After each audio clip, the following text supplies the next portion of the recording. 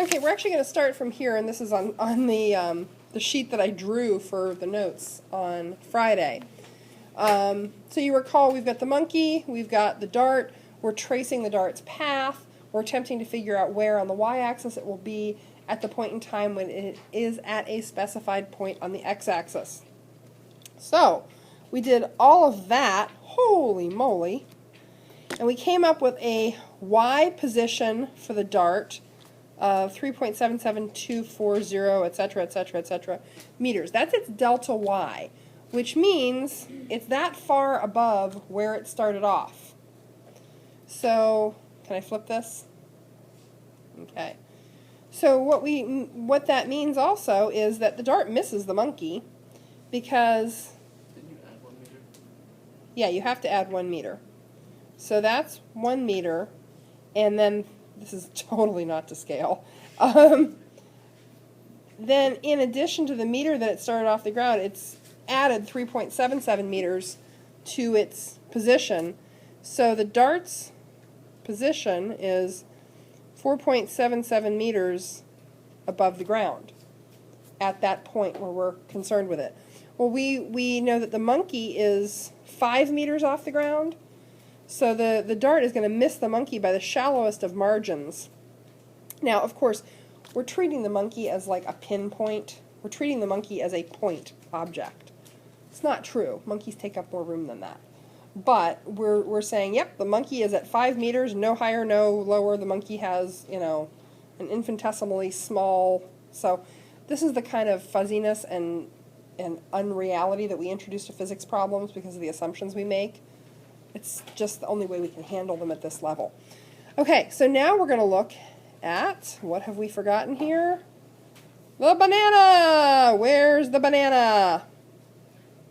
There's the banana. So what we want to know is how high is the banana at that same point in time. All right, so for the banana, this is a very simple, actually we don't even need to do 2 axes, because the banana is a simple free fall problem.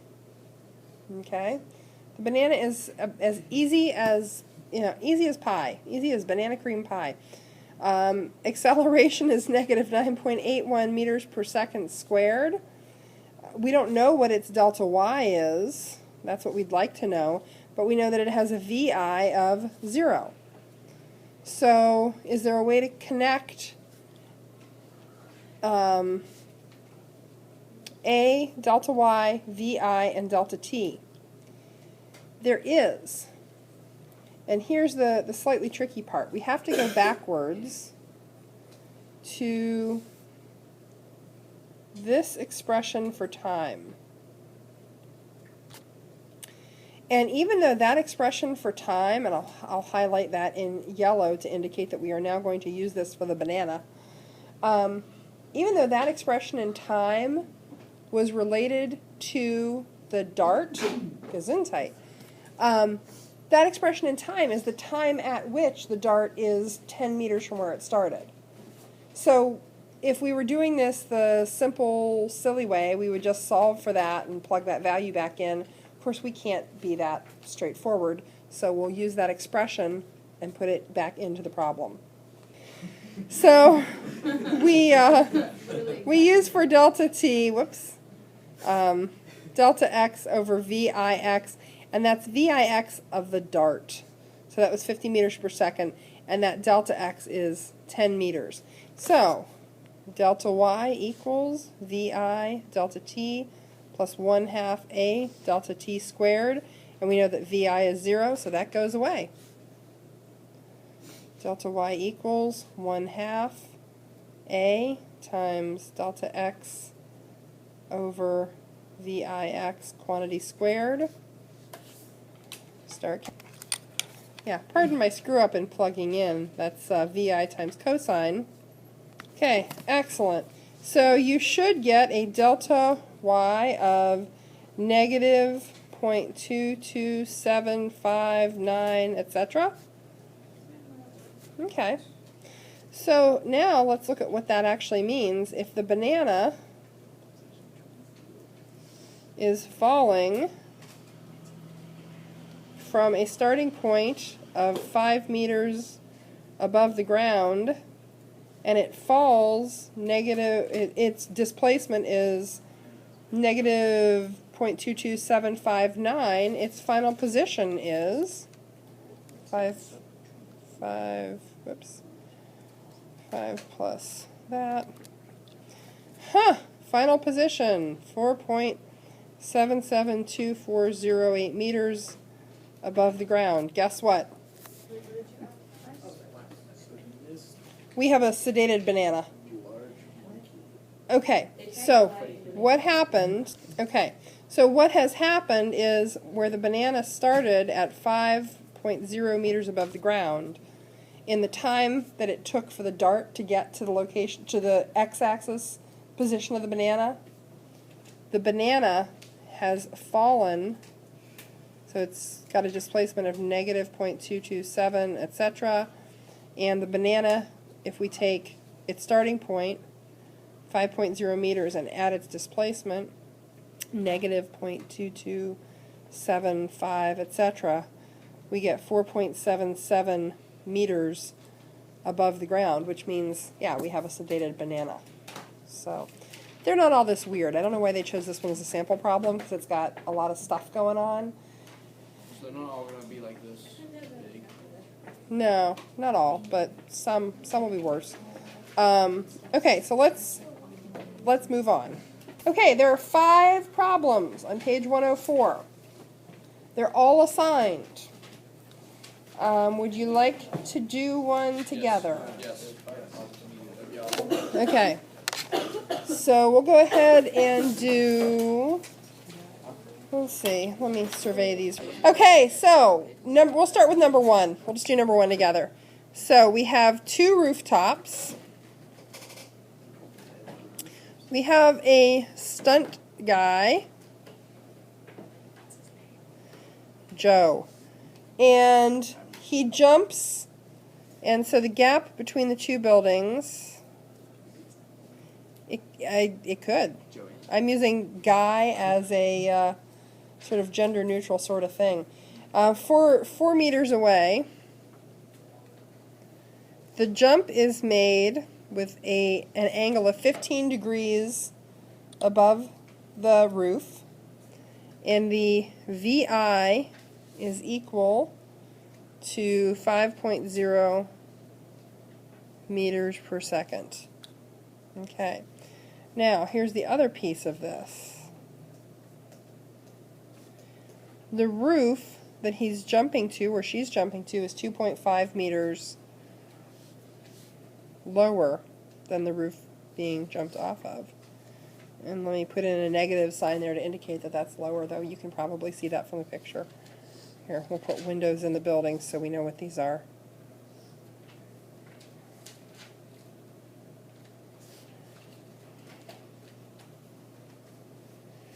Okay, so the big question, does the stunt person make it? Let's start listing. X, Y. So on the x-axis, do we have a VIX? And let's draw this picture to help ourselves out.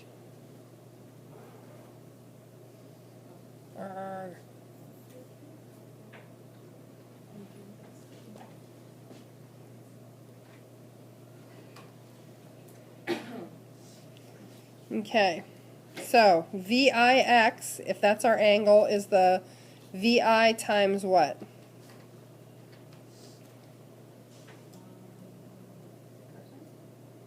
Yep, VIX equals VI cosine theta. VIY is VI sine theta. Okay, now remember that we've got, and I'm going to draw this in another color since I already used the red. We'll go for blue, which ought to show up okay. So for this moment in time on the x, or for this location on the x-axis, 4 meters. So we're concerned with the point where delta x equals 4.0 meters. And basically what we want to know is, at the point when the x displacement is 4 meters, where is this object, in this case the stunt person, on the y-axis? And if their displacement is greater, if it's less, if the magnitude of their displacement is less than negative 2.5 meters, then they make it. They can hit the roof. It has to be greater than negative 2.5. The magnitude has to be less than negative 2.5. Because I got myself all confused. You got us confused. Sorry, hold on. If the answer you get for delta y is, well, we're going to go through the whole problem. If the delta y is negative 2 meters, they're good. If the delta y is negative 1 meter, they're good. If delta y is negative 4 meters, splat. Okay, so delta y is what we're after. We have no acceleration on the x, we know that. We have an acceleration on the y, negative 9.81 meters per second squared. And delta t, as usual, poor delta t gets pulled into service as our bridge. So initially we can create an expression on the x-axis. Vix equals delta x over delta t. Rearrange that to solve for delta t. Okay, so delta t equals delta x over Vix. And on the y-axis, we can of course use delta y equals Vi delta t plus 1/2 arg. Can we skip that? Skip what step? The Vi delta t to the short one, or delta y equals 1/2 What are you thinking to skip? like Just instead of instead this. of crossing it out. Well, we're not crossing it out because there is a Vi. Y. Oh, that's right. Yeah, you can't, so no. Darn it. No. And that's one of the reasons that I stress going from the root equations first, because it's too easy to get yourself into trouble that way. There is a VIY here. If you ignore it, you get the wrong answer. Okay, so what we can do then is take this and put it into there. Okay, we're going to have to go to the next page. Okay, so let's go ahead and plug everything in here. So delta y equals, and this is VIY, which is Vi sine of theta, times delta t, which is delta x over Vix, plus 1/2 a delta x over Vix quantity squared. Okay, so let's plug in our expressions for Vix. Delta y equals, whoops, Vi sine theta delta x over Vi cosine theta plus 1/2 a delta x over Vi cosine theta squared. Do you notice anything that you can do algebraically here? I'm going to encourage you to start looking at these problems algebraically, because when we get into, yeah, what can you factor out? Well, let's not even do that. There's something, you could. Really bad at factoring, you just skip. Well, no. Because as we get into the bigger force problems where the algebra gets much, much, much, much, much uglier, it's going to be really important. I'm not going to go as far as factoring the delta t right now. But algebraically, those VI's cancel one another. Okay? So delta y equals sine theta delta x over cosine theta plus 1/2 delta x squared over Vi squared cosine theta squared. And we could do a trig identity here, but we're not gonna. So let's just borrow this, take it to the next page, and start plugging.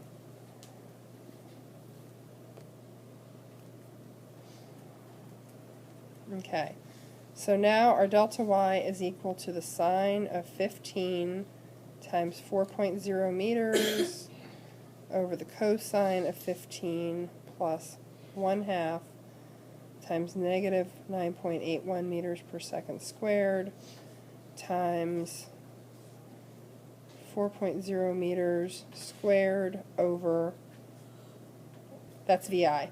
So 5 meters per second, 5 meters per second squared times cosine of 15 squared. Okay. Yes, she makes it. So let's actually look at what this means on an image. If we, tell you what, Wouldn't that be great? okay. So we've got an x and y axis, and we made the 0 mark on the y axis, the roof that the stunt person's starting out on. So the point that they have to hit here is negative 2.5 meters. Okay? So if they have any value above that, let's see.